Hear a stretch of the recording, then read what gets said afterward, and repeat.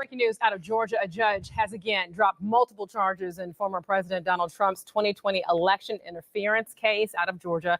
Judge Scott McAfee granted a motion from some of Trump's co-defendants to drop 3 counts in the racketeering indictment brought by Fulton County District Attorney Fani Willis.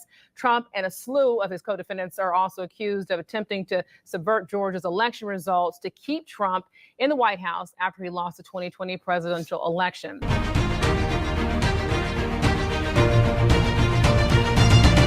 Welcome back, Warriors. It's me, Linda B. Thank y'all so much for joining. Oh, right now, more good news for former President Donald J. Trump. More good news, and it's coming out of Fulton County, Georgia, with Miss Fani Willis. Before we get into it, don't forget to like, comment, share, subscribe, hit that notification bell, watch the video to the end. Let's get into it. All right, breaking news out of Georgia. A judge has again dropped multiple charges in former President Donald Trump's 2020 election interference case out of Georgia. Judge Scott McAfee granted a motion from some of Trump's co-defendants to drop 3 counts in the racketeering indictment brought by Fulton County District Attorney Fani Willis.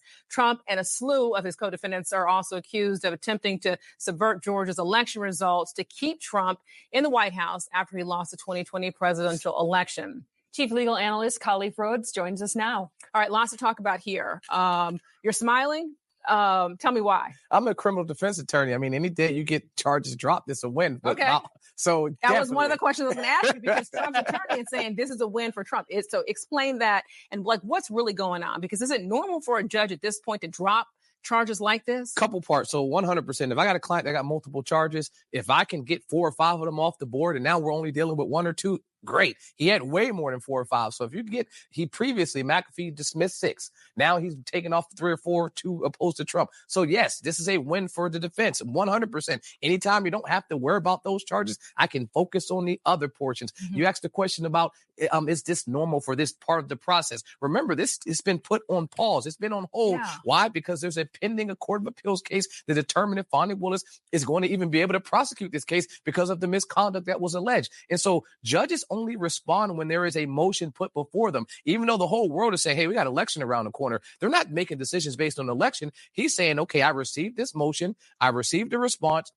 Now it's time for me to make an answer, regardless of what the calendar, our regular calendar says. So this is not surprising to me, because he received the motion, he answered it, and now he's ready to make a decision. And in his decision, it's telling, because he talked about this in the past. He says, I'm not sure if you guys even have authority to do some of the things that you're doing. Right. I think your case is overbroad. How come you didn't narrow these down? And so this follows that same way of thinking, that some of these charges may have been outside the scope because they were not narrowly tailored. And so when you put a motion before him, that's exactly what you get. You get a response, which is narrow it down. So obviously Donald Trump is considering this a huge win along with his attorney, but in terms of getting to this point in a case, I mean, I would think you would normally see charges dropped early on in the case. So having it happen at this point when we're so far into it, is any time before you go for trial, is considered pretrial motions. Mm-hmm. So you can have pretrial motions filed all the way up before you select a jury. So yes, this is typical. And what's not typical is the appeals.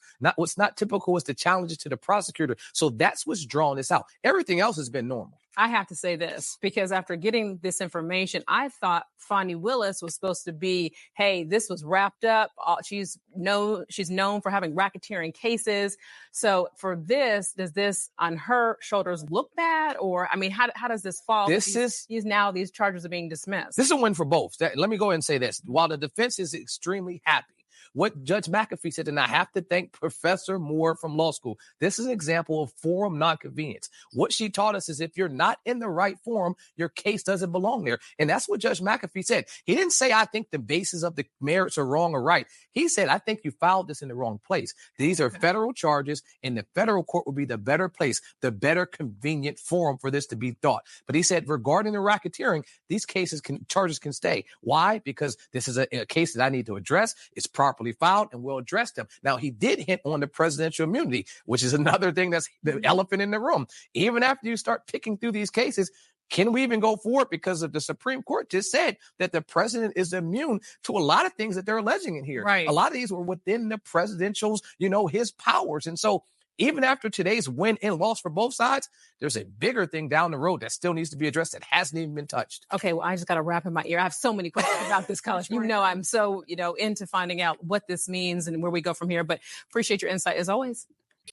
There you go. And I like the enthusiasm and energy that man brought. I really like that. But yeah, so yeah, that presidential immunity, that's also there too. It was stated that Fani Willis may not even be qualified because this is something that should be handled on the federal level, and she's not a federal prosecutor.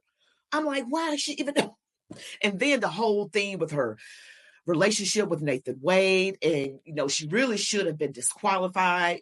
She met in the White House back in the February of 2023, meeting with Kamala Harris, who's, by the way, running for president right now, who did not receive any votes. But anyway, yes, this is very much a win for the defense, for former President Donald J. Trump. It's a win. I don't care how you slice it and dice it. And then he mentioned the elephant in the room, the literal elephant in the room, is that there's immunity for a lot of things that Donald Trump did, presidential immunity. I mean, this is looking great. This is looking great. And then you guys saw the video I did. She said her relationship with Nathan Wade ended. I did a video where she was caught on a police cam coming to see what happened with her daughter, her pregnant daughter, Fani Willis's daughter. Her daughter was driving on a suspended license. You guys, you got to watch that video too, okay? I'm going to try to remember to link it at the end of this one because it's on police body cam that Fani Willis and Nathan Wade have not ended their relationship. They're still a thing. Okay, they still hot and spicy. Okay, they are still a thing, and she lied on the stand. So they need to put that out there as well. Trump team, you guys need to go ahead and get all this together because she lied. She should be disqualified. This should just be dropped because this is all based on that phone call. And all he was saying was, find me the votes from the ones that you missed, not make up votes in the full context of what he was talking about. And that was not a phone call in the middle of the night sneaky with just Donald Trump and the Secretary of State, Brett Roethlisberger. That was not a sneaky call. Donald Trump had his legal team on that call. And so this was an hour-long phone call, but for most lefty demon rat voters, y'all just look at the news. You don't research any further. You're just being lazy.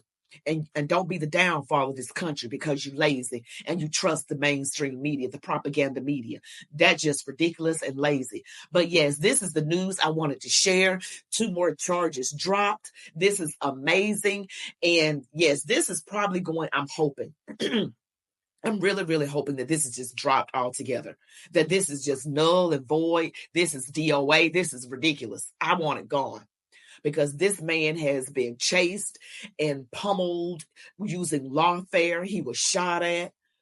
How much more are they going to try and do? But the prayers of the righteous availeth much. Yes, amen. And I like to say, whatever's done in secret comes to the light. Yes, and amen. Thank y'all so much for watching. You got to watch all my videos today. We got an ABC whistleblower that came out. You got to watch all of them today. You all be blessed. Oh, don't forget to like, comment, share, subscribe, and hit the notification bell. Don't forget to like. Got to smash like. That helps the YouTube algorithm. Also, you guys can catch me on X, Instagram, and TikTok as ChatWithMeLindaB. Also, Rumble, ChatWithMeLindaB, but type it in as one word, and you can email me, ChatWithMeLindaB@gmail.com. I also want to mention that you guys need to see my video about the Black pastor talking about prophecies and revelation concerning Donald Trump. Here's his book, Trump the Great. And also I have information in the description about great information on squatting and deed fraud. The link is in the description. I have a video with George McCleary. You got to check that out. You all be blessed. Love God, your families, these United States of America. And as they always say, march on, warriors.